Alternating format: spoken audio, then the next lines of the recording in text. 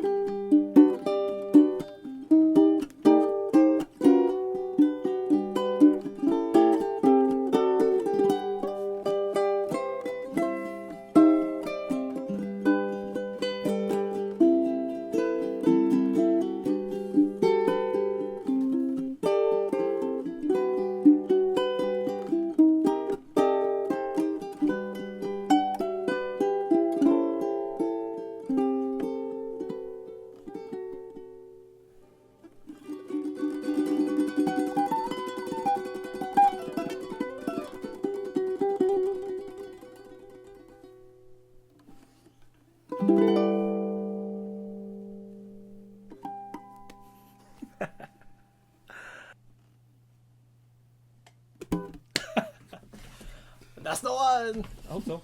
Yeah. Oh, did we do anything weird or? I think I'm pretty sure I did. As I always do. No, I'm just copying your save from the last video. Was that weird or anything? What do you think, Andrew? How do you feel about that one? That was nice. All right, cool. Yeah. I'm all sweaty. I know, me too. I was like, you're was moving there on. yeah. But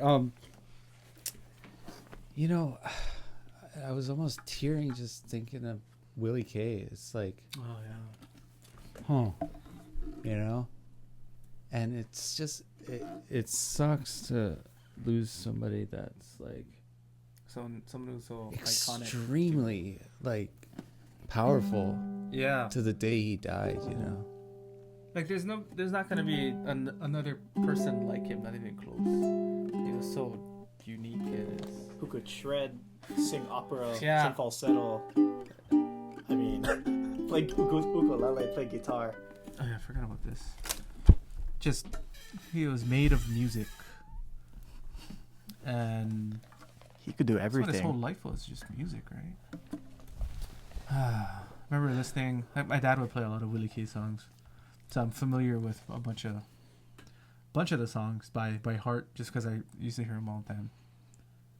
And You guys like have seen him in concert before, right?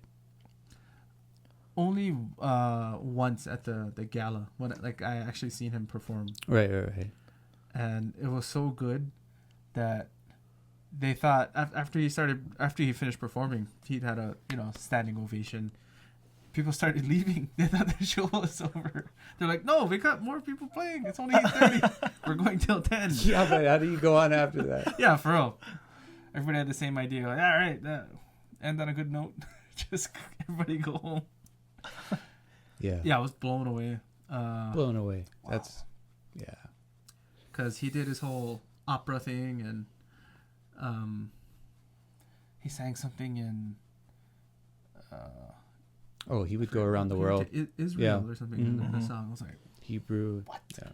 He's like, I got to keep up with these young kids somehow, so this is what I got, kind of thing. And he played, and I was just like, what? So this one is available. What, Corey? What's the story on this? Because Customer bought it a couple months ago. Didn't really play it because he wasn't used to the neck and the Yeah. overall. Because It's a this longer is a scale. 19 Yeah. inch scale length. The body's a little bit bigger. It's comfortable on the body, but it's gonna take a while to get used to the longer scale length. The neck is a little thicker from a standard kanilea, so he couldn't get used to that. Ended up trading in for another kanilea. So he's a big fan of kanilea, and so are we. He's like, yeah, I want to trade this in. I was like, yeah, sure. Traded it in. It's going to be available at a slight discount. It's gorgeous. It's brand new. It has strap buttons installed, and I think it needs to go through a quick setup just a little bit, but this thing is beautiful. I think what's good about that ukulele is that I think it's only 2 months old, but it's already opened up so much, and the action is very low on that, so it's super easy to play. I really like playing that specific ukulele.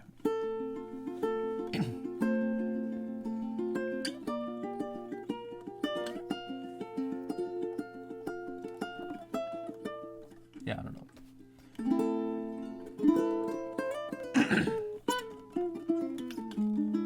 This is one reason why they built this was for its versatility, right? High G, low G. You can play everywhere up the neck all the way up to a, what was that, an F? 20? 20 fret is F.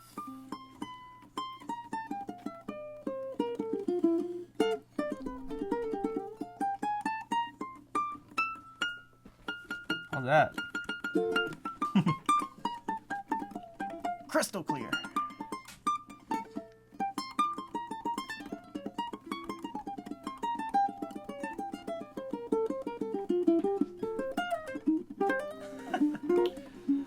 I love watching Corey just noodle around. The arrangement that I'm you a guys noodle master.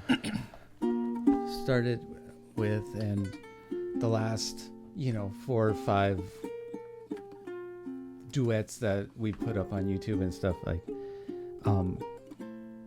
there's like an hour before we start where I say, what are you guys gonna do, and then they talk about, oh, maybe this song, maybe that song, maybe So if you guys can talk about how you kind of like start to collaborate once you We find a first- song. Agree on what key we're gonna play, Mm-hmm. and then like we really don't know the song until we hear it, and you're like, oh, it's this kind of chord progression. Yeah, like sometimes we know the song, but we know how to kind of noodle around with it and play it like by ourselves. But then trying to play it with someone else, there's a lot more dynamics that you have to think about, like who's gonna take lead, who's gonna play background, or who's gonna accompany the other person, who's gonna take solos, and kind of all those things that we have to run through before we actually start practicing out the Yeah. piece. Do we want to include an intro? What is the intro gonna be?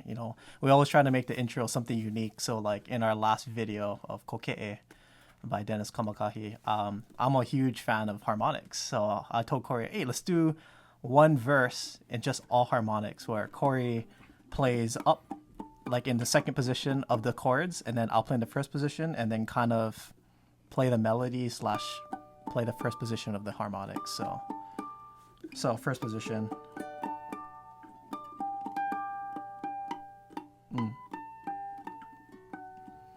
So I'm doing the first position harmonics, and then Corey's up on the 5th and 7th fret doing the second position harmonics. So when you play those simultaneously, that's how you get this very rich, bright, Call and answer kind of style like kind of shimmery thing. Yeah. kind of sound. So I just thought, hey, let's just start off with some harmonics. It's kind of a different texture than the overall feel of the song. So, And this is where a lot of people don't like to go or discover or venture into is learning scales, because it's really important in figuring out songs. If you know your scales, you can kind of navigate through, like, even if you don't know all the chords or chord progressions, as long as you know the notes in the scale, you can kind of figure things out.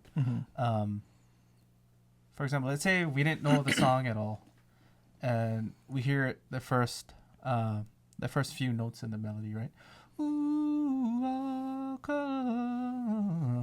You know, you can kind of sound that out. What I do is I always sound out the melody first.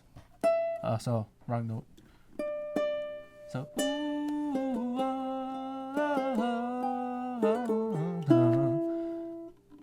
and then if you know your scales, you're like, either that's like with these first 3 notes, you're like, that's either in G or C. When you continue the melody, it goes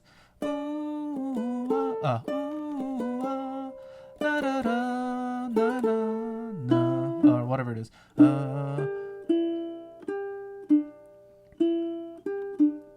So you hear those 3, and then it, you know, I only know the Kyle Creator Boys version. That's how I'm hearing, like.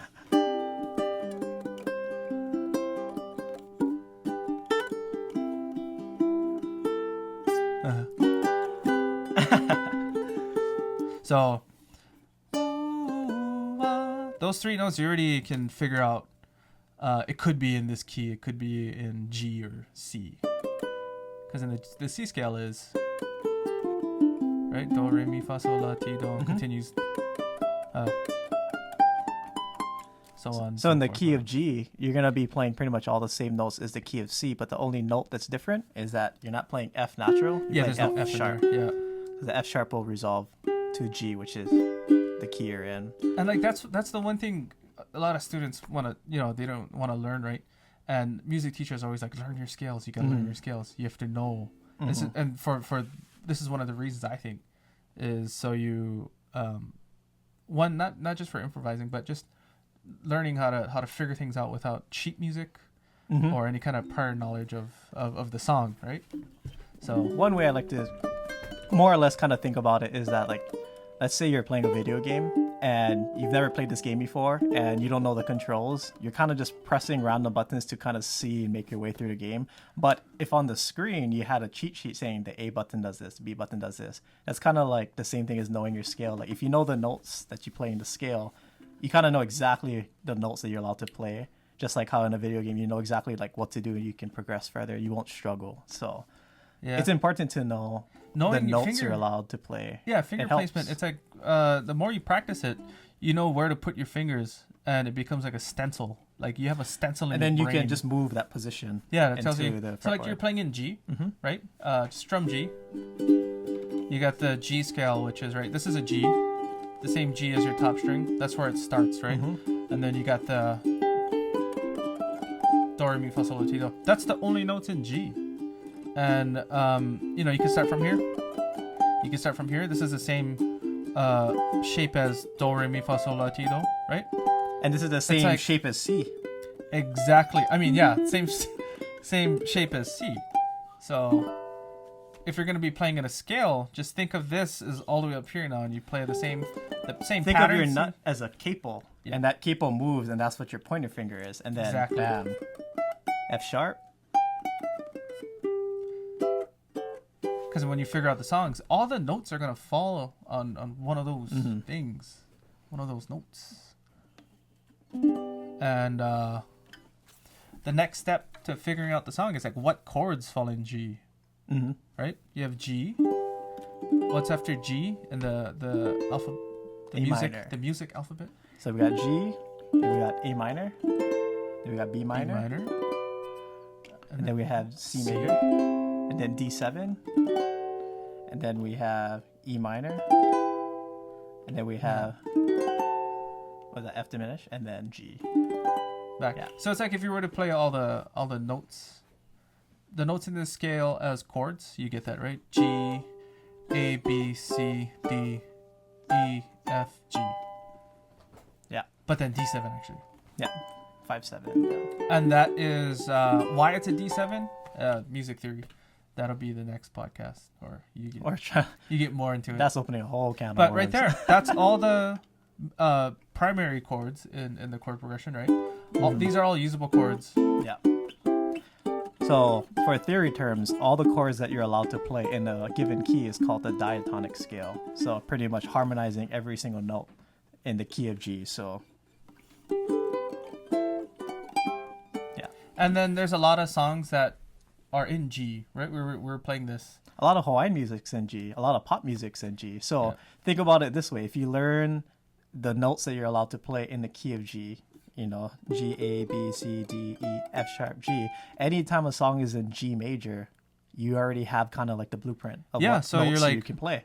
Like this is another song.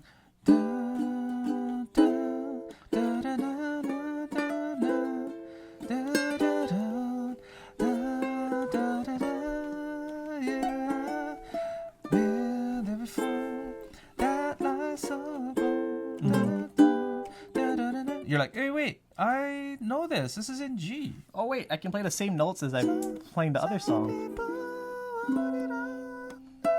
And A minor. Oh. Oh.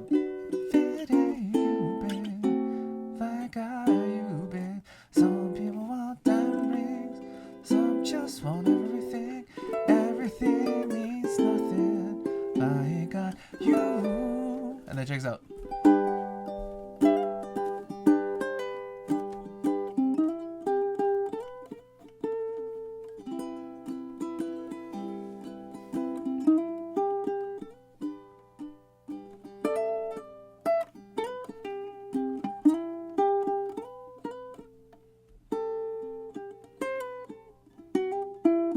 So I think this brings us into our next point, Corey. Can you talk about kind of introduce ways in how to improvise? Like, you know, what's the starting steps in trying to improvise? Do you have any advice for that? Little steps, Yeah. as in get familiar with the. Let's say we're playing in G, right? Mm-hmm. Get familiar with all the notes in G. Just start on G, like if you're playing in G. Mm-hmm. So strum like a G. You can run through the scale backwards, descending, Mm-hmm. ascending.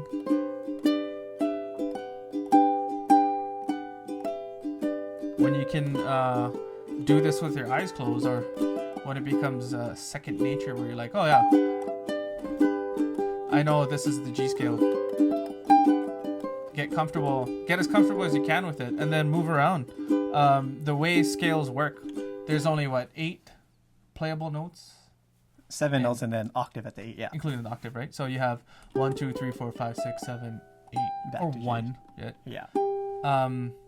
That's only one position you can play this in. Mm-hmm. If you have low G, it starts here. And that's out of my scope of practice. So you can, for all the beginner low G players, just start in the key of G. Start with this instead of playing up here. Figure it out up here. It's a different pattern, but it's the same notes. Get familiar with that. So keep playing G.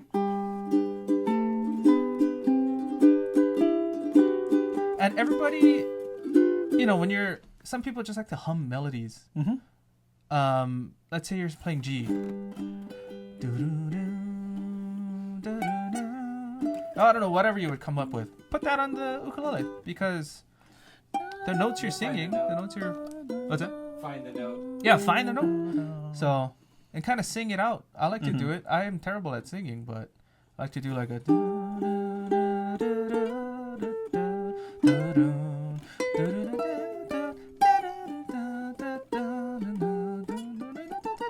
No, not that. But Nah. No, but yeah, get familiar with the notes in that position. I guess the first position of G in low G tuning. And try to see if you can go all the way up, play 2 octaves. Yeah, Start exactly. from here So- and then end up all the way, up to the 17th fret, or if you have that many frets on your ukulele. I would tell you all the fret numbers, but it's gonna take a long time. And I wish I could write out the tab, but it's not that hard. Use this as a challenge, really, because when I was figuring out scales, I just had to use my ear. A lot of it is your ear. You'll know if it sounds wrong. Well, you should. It'll just sound out of place. So like let's play. Keep strumming G. We have 8 notes, right? 1, 2, 3, 4, 5, 6, 7, 8. If you accidentally play that doesn't sound right. That doesn't sound right? Oh, that sounds right. That's not one of the notes. That's not. Oh, there you go. There's one. And then if you play a wrong note, it's jazz. Yeah. It's called chromatic. So Interesting. So you can do this, yeah? It's called Check this out. fusion.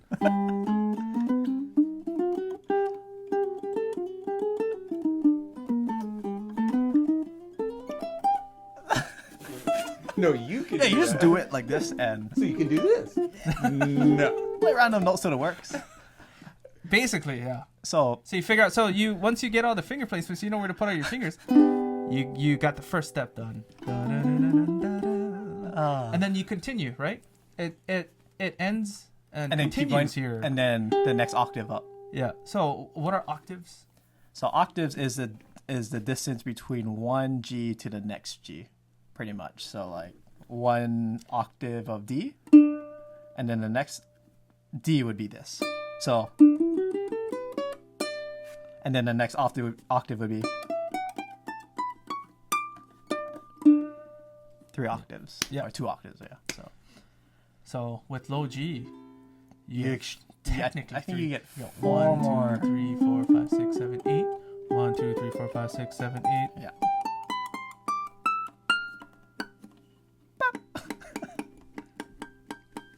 There we go. There it is.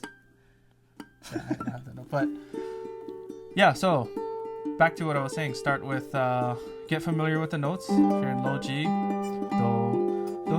re, mi, fa, sol, la, ti, do, and then continue.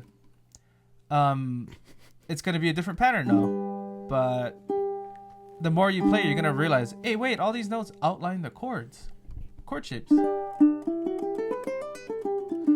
lot of people are wondering, And how do then- you do that? I'm just playing the notes around the I chord. think the next step above that too is, I remember Kale was telling me one time that to get comfortable playing in a certain key, learn all the notes you can play in G on each string.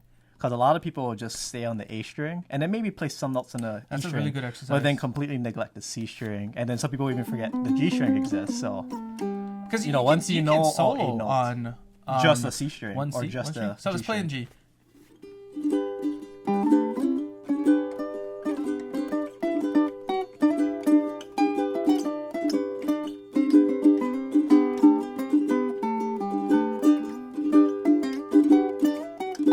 And then once you get really comfortable soloing on just one string, then you move down to the next string, let's say the C string. And then you practice improvising on just the C string, and then so on E string and A string. And then after doing all of that, then you start getting comfortable with just being able to move up and down each string. And then that's how The you more can, you play it, your fingers are just gonna fall in those spots naturally. Exactly. If you know you're in G. and that's how people start just soloing all over the fretboard because they're so comfortable playing those notes in that key on each string. So And as you this is where it gets tricky, like soloing, like you were saying, right? How do you solo? This is the part that it's arguable, right? You can teach feel. Can you teach feel? you Up to can a teach certain point, right? phrasing, You can teach but I don't phrasing. think you can teach someone how to feel something on the inside. It's like Terminator. Not if you're a sociopath. Hey. It's a different podcast. But it's like teaching Terminator how to cry. Remember in the movie? I've never watched it. Oh yeah, that's before your time. Yeah. Thanks. So, in terms of improvising, I always like teaching people how to start off improvising because a lot of people get intimidated by improvising because they see a lot of people who are really good just start going all over the fretboard, going, playing on all the different types of strings, playing I hear all the people way like, up oh, here. I'm just gonna put my ukulele down. No. Yeah, so what I like to say is that, everything seems hard at first. It's until you kind of get your feet wet that you can kind of start walking in and getting your whole body wet. So let's take the key of C, so there's no sharps or flats. And that's usually the first key everyone learns how to play in or improvise. So in the key of C, again, like what Corey was saying, you have 8 notes. So 1, 2, 3, 4, 5, 6, 7, and then 8. So what I like to do and how I like to teach people how to improvise is just focus on one note. So like Corey, try strum C. So C major. Oh, you mean the spicy C? So So if you strum C major and you just hit the C note,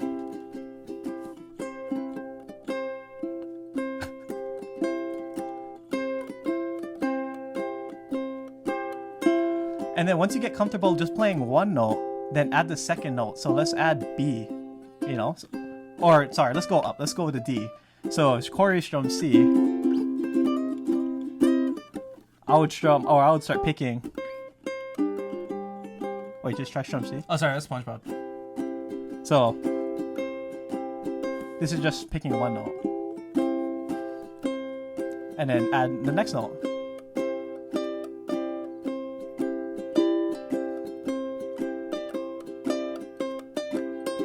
And then once you get comfortable with that, add the next note. So E. So now let's come up with an exercise that people can do. okay.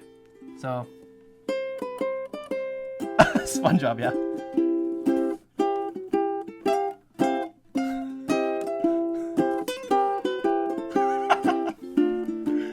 Oh, I'd have to think of an exercise.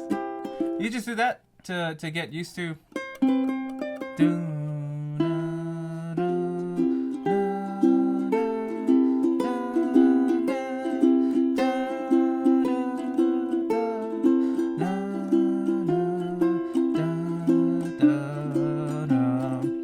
Started from C. Don't even think of, like, a lot of people, this throws people off. Like, you think, oh, I have to know all the names of all these notes. No, you don't. Just remember where they are. It's like, I mean, I don't remember all the names to people. I just know. I just know their Hey, face. yeah. Hey, yeah. I remember the Yukibot. Nah, it's just. Hey, what's up, Chief? But then you offend certain people. You open a can of worms. What's up, boss? I ain't your boss, bro. But anyway, so the exercise, strumming C. Everybody, you can record this on your phone too. Just record you playing C for like a whole minute. Or you can just go on YouTube and type C backing or C major backing, and then there's literally an hour-long video of someone just strumming C, F, and G7 for an hour, and you can just use that. That video has like 75 million views. Wow, I made a killer. I made my income this entire year from my CFG video. Let's make another video with C7 inside.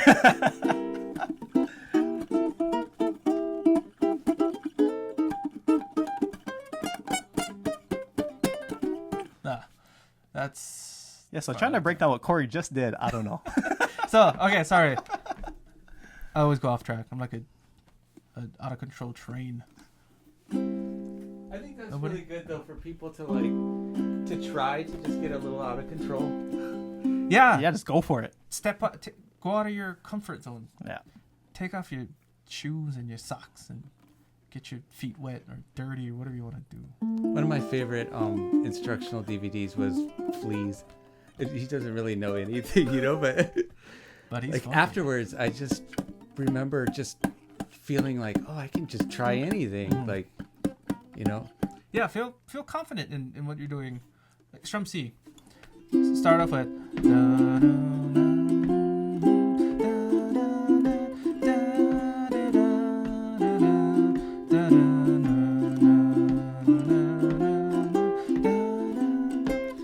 on C, end on C, and then the timing part is a little bit tricky, right? Because then what kind of time signature is this? Oh, just 4/4. 4/4. But one thing that can make your soloing very interesting is that sometimes it's not the notes you play, but it's kind of how you play the note. So what I was going off earlier, how sometimes 3 notes is really boring. Like, how can you do with 3 notes? So try strum like just a basic C. Yeah. So 3 notes.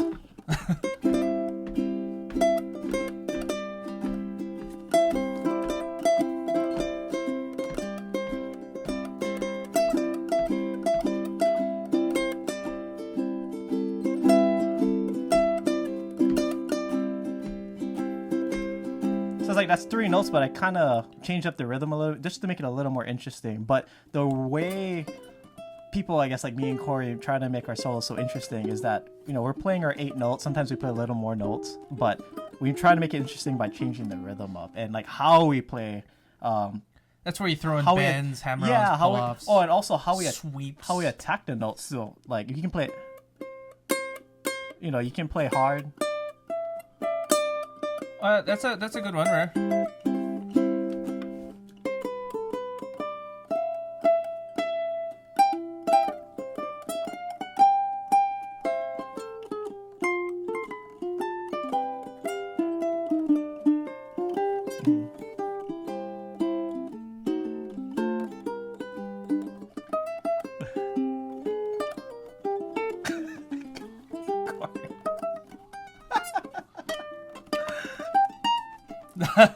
Oh, I didn't know the song went like that. yeah, I tend to go off track. But so yeah, I mean that's just some. You don't have to do that. Some people see that and they're like, oh, you know, they feel discouraged. It's like just do the simple. You don't have to do that. Most people don't have a choice. Don't do that. I can't do that. Yes, you can. You don't have to do that. What? Okay, what? I just like being ridiculous sometimes, but yeah. What Corey is trying to say is that basically these are like just some basic tools, just some introductory tools. Basically, what I'm saying is start somewhere. Like, yeah. If you feel that you're not comfortable, just try it. What do you have to lose? And really use this video as like just some kind of resource to helping you guys get off your feet, you know, and try to learn how to get out of your comfort zone. And when some people are like, I'm not musical at all, I don't believe that. Everybody's musical. Everybody has rhythm, like integrated with them. Like your heartbeat beats out a rhythm. That is, you know, insert the inspirational music here. Everybody has a rhythm built in. Some are faster, some are slower. It doesn't matter. What matters is the music that's within you, and you have to bring that music out. And it's inherent, though. I mean, like if you think about it like that, right? Like it's just like our heartbeat, like our body naturally has rhythms. Mm-hmm. And why? In a way, when we walk, we have a rhythm. We don't think walk. about it, why is music such a big part of everybody's lives? Because it's like it's a part of us in some all certain around way. us. It touches. We're emotional. You know, everybody's emotional up to a certain point. Mm-hmm.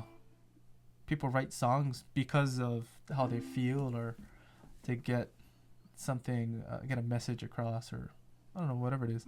But when I hear somebody say, "Oh, I'm not musical at all," it's like you just haven't discovered it yet. And through the ukulele is a good reason to get into music because it's so simple. You have 4 strings, and through the simple exercises we had, 5 strings.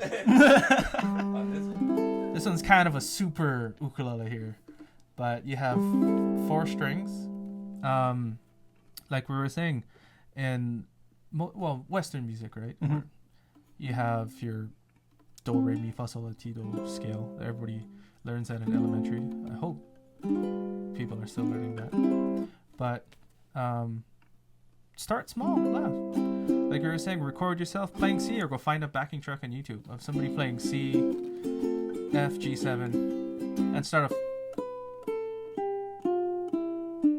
Doesn't have to be that speed. It can be.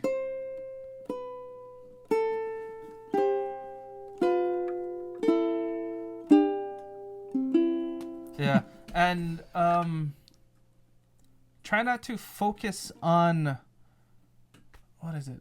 Like when you were starting, what was the thing that you tried too hard to do? Speed, right? Yeah. A lot of like at my job when I teach the kids how to do like strumming, chords, or picking, a lot of them get frustrated because when I try to teach them something, they just go full speed and they try to do it super fast. Get the coordination. And then they get really frustrated because they can't do it up to speed.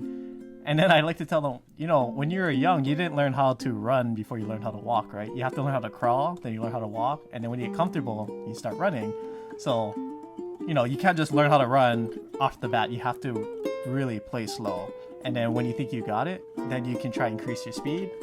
I mean, if you can increase your start speed. running before you walk, it's pretty impressive. But Yeah, that's crazy.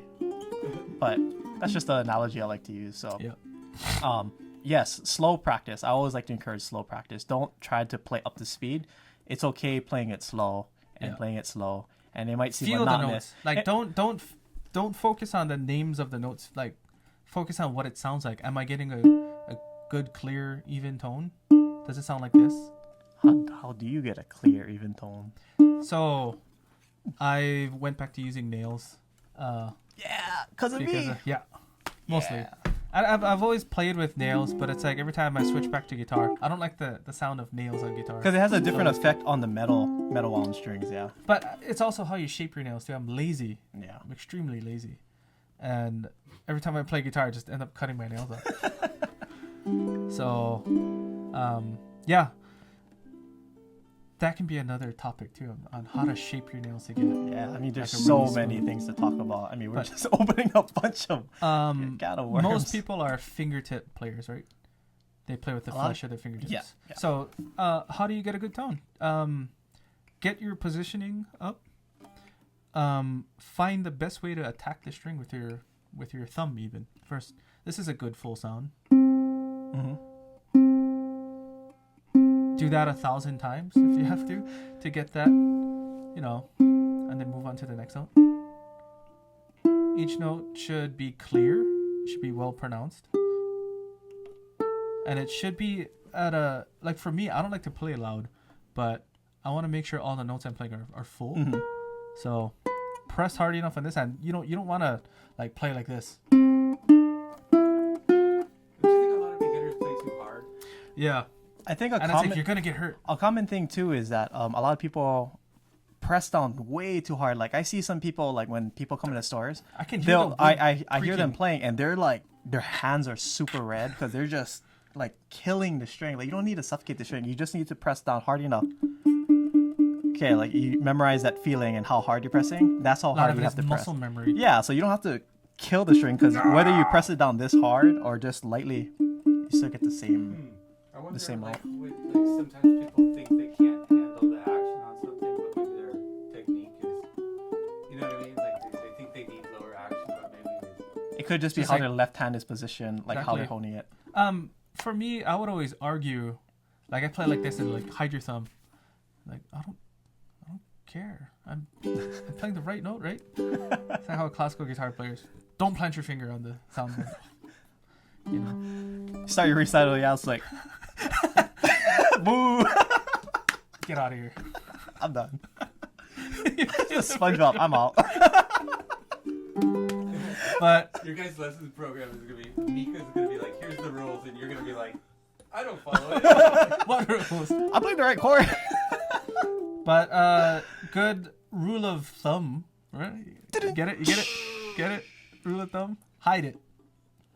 You know, put it back here, because you're gonna get better finger placements, more comfortable finger placements when you have your thumb in the right place. This is fine if it's fine for you.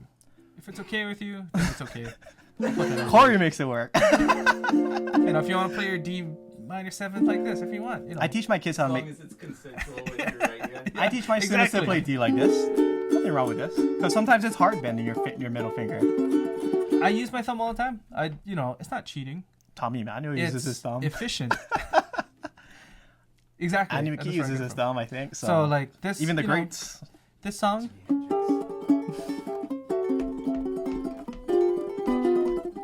you sometimes have to use it. You know, You can get ridiculous and play it. Yeah. Helps to have bigger hands.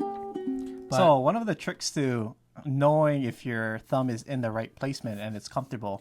So one of the main things of playing any instrument, ukulele, guitar, bass, is that you want to play in a relaxed position. You don't want to force. You don't want to be. yeah, see some cro- people. You like don't. this, You no know, they're offense. really tight. They're like, Or, yeah, that's me when I'm playing. but the trick to what I learned when I was playing classical guitar Is is to relax. you want to relax. So how do you breathe. find your natural position? So what you do is you bring your ukulele to your body. You have your left hand and you just place it out in front of you. And all you do is just lightly bring it, like you're going to bring it to your face. And you just bring it. And I don't know if the camera can show this, but you just bring it. And then once you're like that, you kind of just like that. And you know you're relaxed because when you have your hand open like this, you don't want your hand to be like this or like this. You just want your hands to be just like this. So you bring that position. Bam. And so actually it comes to what Corey was saying is you're hiding your thumb. When you're playing, you can't see my thumb. So don't be like Corey and play like that. Hey, to each. So their yeah, so own. every time you feel like your thumb is coming up or you feel like your hand's being very uncomfortable, you just reset your hand, put your hand down, relax, and just lightly bring it up and finger it. And you're good. So And then what? oh, wait. So you lightly bring your hand down and you come up and you're in a relaxed position. So yeah, there you go. Yeah. It should never be a struggle. Yeah. Make sure you're always relaxed when you're playing. Yeah. You know, because there's people who practice for 5 hours and play for 5 hours. You don't want to be in an uncomfortable or you're very tense for 5 hours. You want to be Yeah. really relaxed. And yeah, like you were saying, find the how hard you need to press, just enough to get And this. then memorize clear. it and then know that that's how hard you have to press to get a sound. Because you don't want to kill your fingers. That's going to discourage you from wanting to practice. And you can actually hurt your hands, you know, if you play too long. And that discourages practicing because, oh, my hands are going to hurt. I don't want to pick up the ukulele. So Like when you practice smart. have fun. So So, yeah, let's go over how to figure out songs. So, what's a popular song nowadays?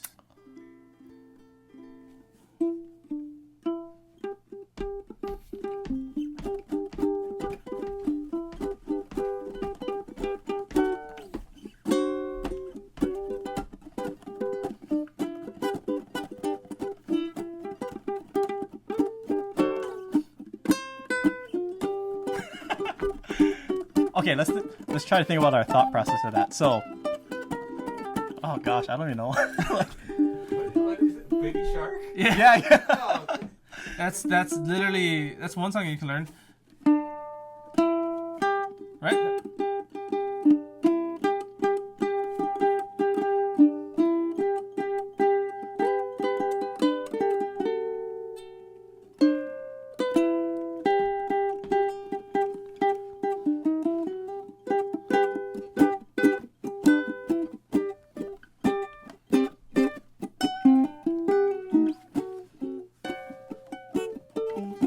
But yeah, G G G G G G D E G.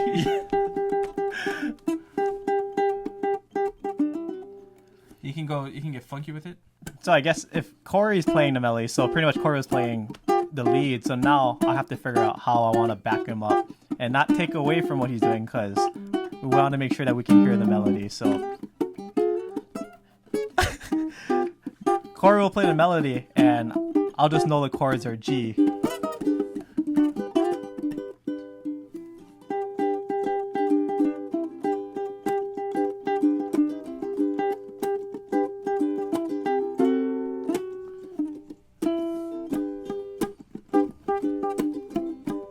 Maybe play the second position. And then G7, G7.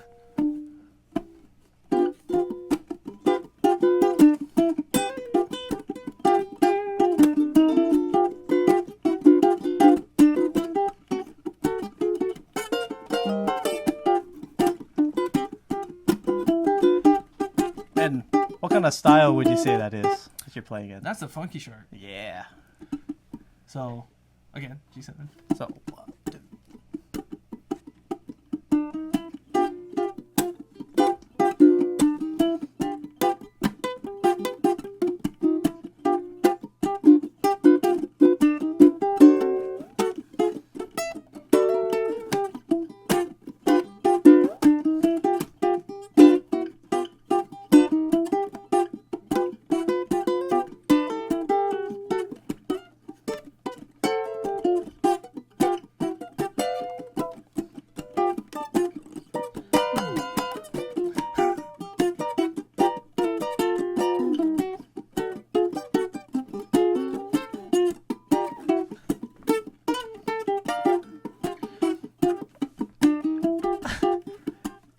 So now after like we'll spend 20 minutes fooling around with that. Yep. So we'll decide like, oh yeah, we like that groove. So let's go in that funk style. So Corey will kind of just take the lead, and I'll just follow him, playing G7 and kind of just match the feel he's doing. And then after that, let me take a solo, and then Corey, you take a solo, and then we'll come back and play the melody, have an outro.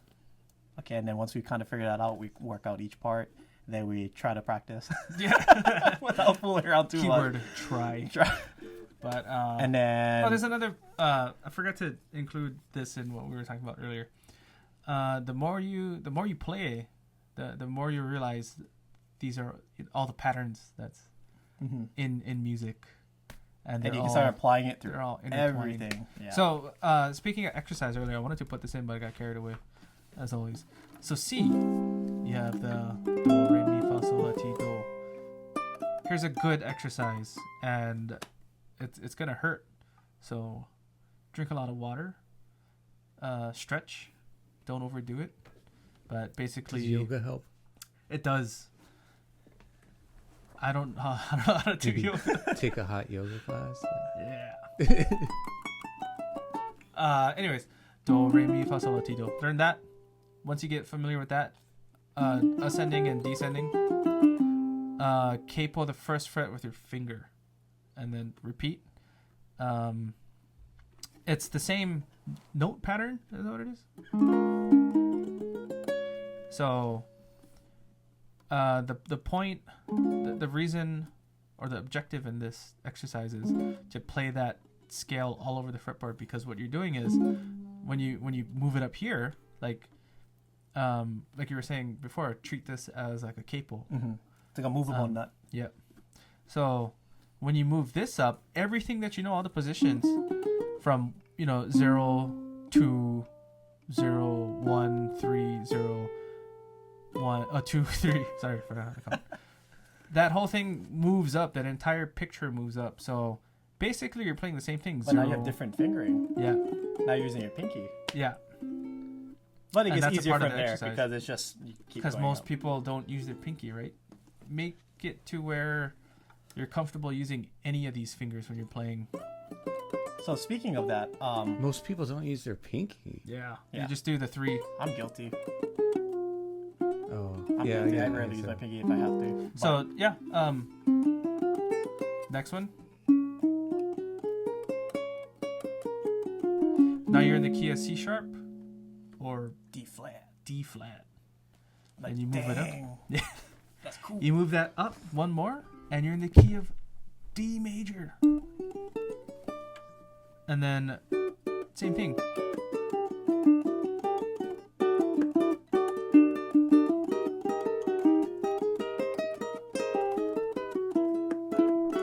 E major? F major? So yeah, as you go up, you got C, C sharp, D major, E flat, D sharp. E Yeah. flat, And E major. E flat, D sharp. E flat, and then we're in F flat now. F flat. G triple flat. So E major, and then F, and then G flat, F sharp. G flat. Oh, by the way, it's the same thing. So F sharp, G, We just did it. Is there a place where G flat would be the proper term? I guess so, right? Depends on the context, right? See, I don't want to explain it and then like I'm wrong and then someone calls me out on it. So it's fine. F sharp and G flat's the same thing. There is a context for it, but don't worry about it. But in notation, you'll always see F sharp. It depends what key you're in and where there's It's a lot. positioned There's right a lot in the of key.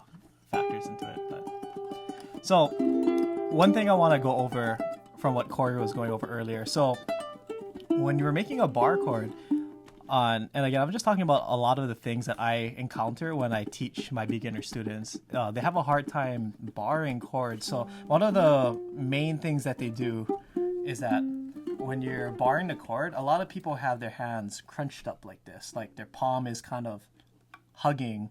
So when you do that, it's very hard to press down on the fret. So it just comes back down to what I was showing you earlier, how you just relax your hand and then you lightly bring your hand up and position. So basically, what you want to do is use your thumb to press down. It's like a clamp. Pretty much, but what's important is that a lot of people, when they go like this, it's like their hands are curved like this. I don't know if you can see that, but you see this curvature on my finger. You want your hand to be completely flat. Yeah, I got fat hands. So you want step one down. you want your hands to be completely flat, and you know if you're hitting all the strings correctly is if you sound out the strings one by one. So if you go, so you get a clean sound like this. But if you curve your hands like this or you're not holding it correctly, you can tell which ones you're not hitting properly. It's like, so you're not hitting used to it because So like, for me, it's weird. it's Where do bent you in the put your middle. thumb? You put I put it in the is back. like- mine is right on the bottom. Yeah, on me the too. bottom part of the neck. So that's what I do. You just copying me. Yeah, I copy you. You're the best. So, I'm not the best. so that's my tip to you is a lot of beginner ukulele players have a hard time barring the ukulele. It's really important because like you don't want to be practicing with like this kind of sound. You want to make sure your fingers completely flat, and then using your thumb to really And you can. anchor down. This is sort of cheating if you don't have the strength yet in your fingers. You can use your middle finger to press it down extra.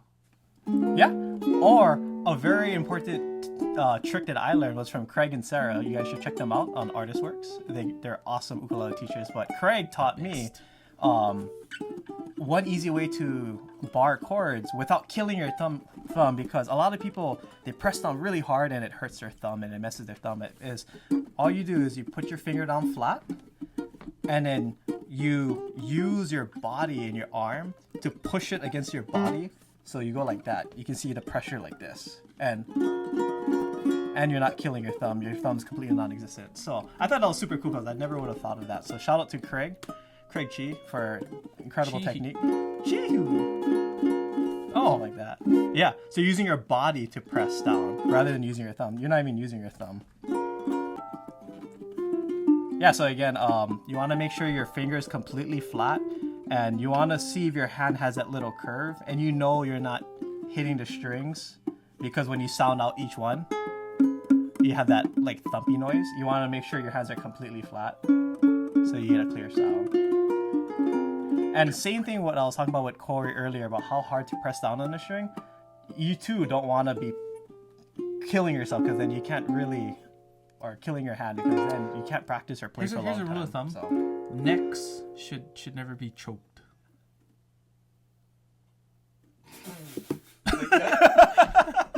Universally. Universally, yeah.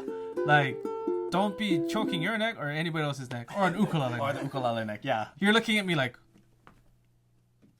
Unless Yes! Yes! you're like, what?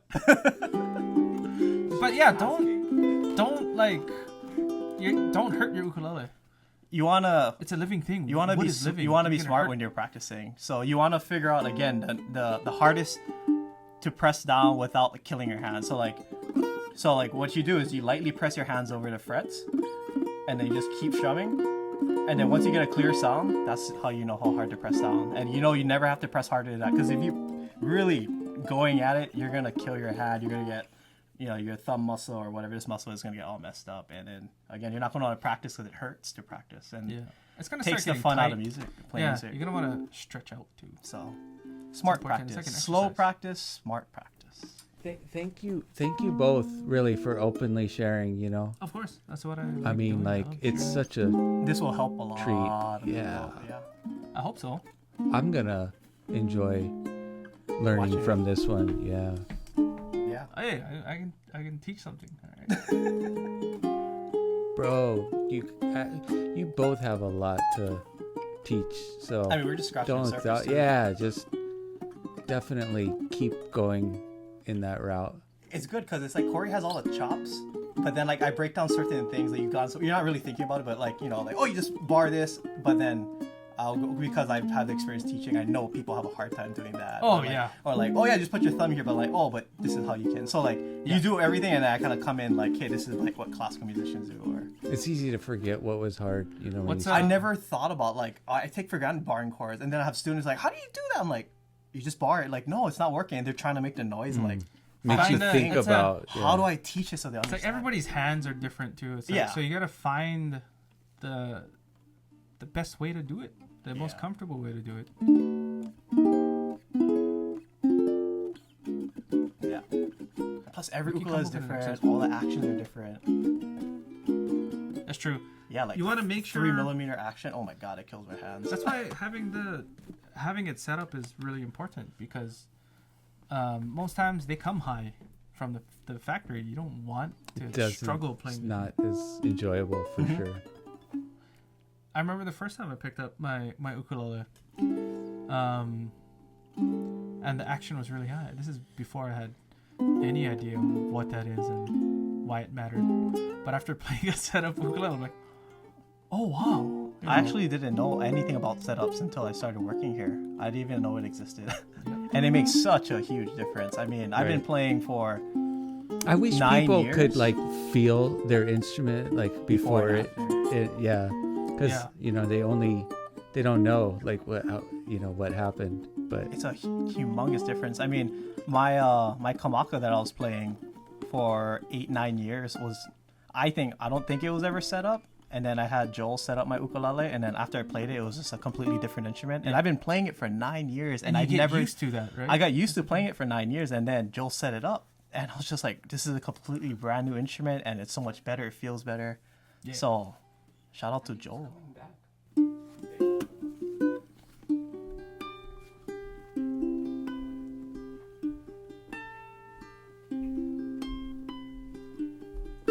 Ah.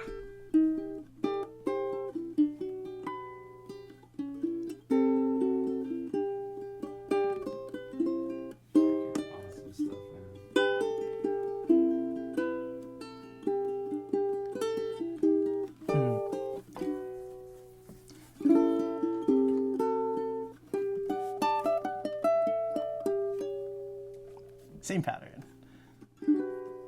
Oh, Yeah. that's right. Yeah.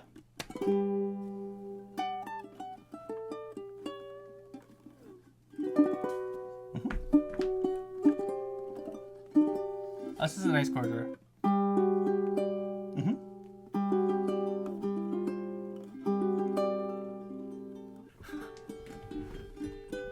I just realized we never went through the other ukuleles. We were just stuck on these the whole time. yeah, let's not, it's just yeah, we had other ukes to sample and stuff, but this is great, I mean, this is more useful long term than anything really for the community to like be able to just learn from this, but also it's something like, if you guys probably know a lot of this stuff already, but like share this video with people just starting. Not only will these guys inspire, but you can also learn from them, a lot of it through absorption, but then great lessons. Yeah.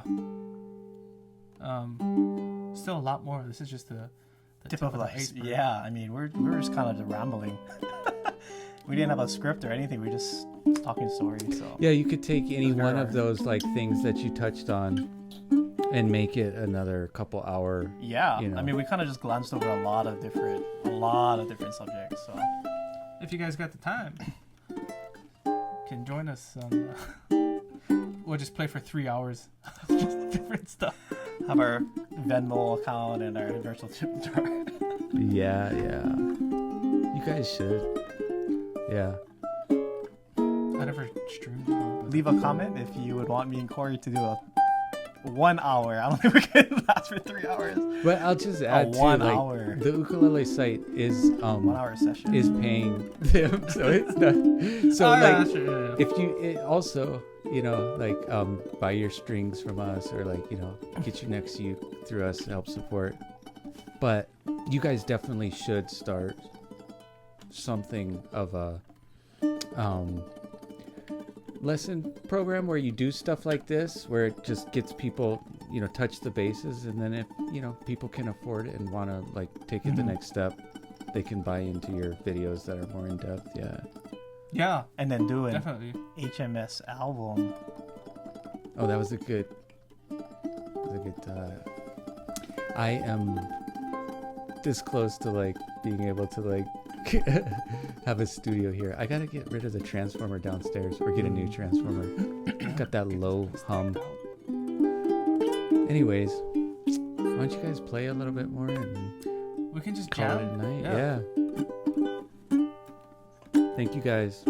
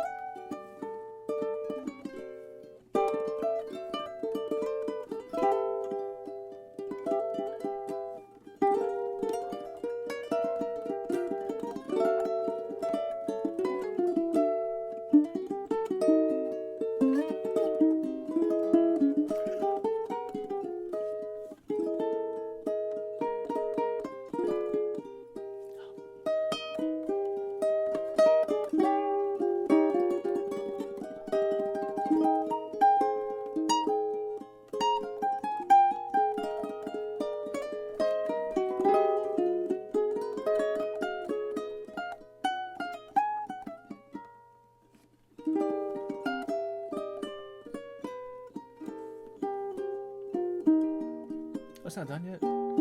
Oh, it is done, yeah. It's doing in circles.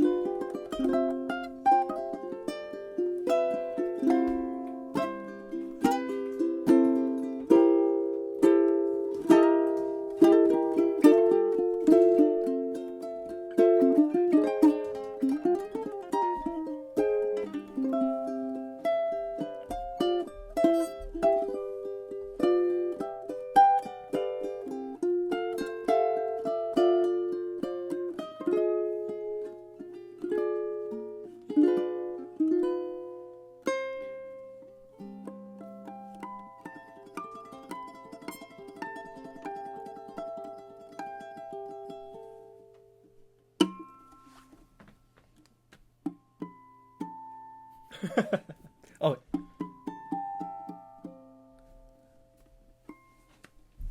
Something like that. Thanks for tuning in, guys.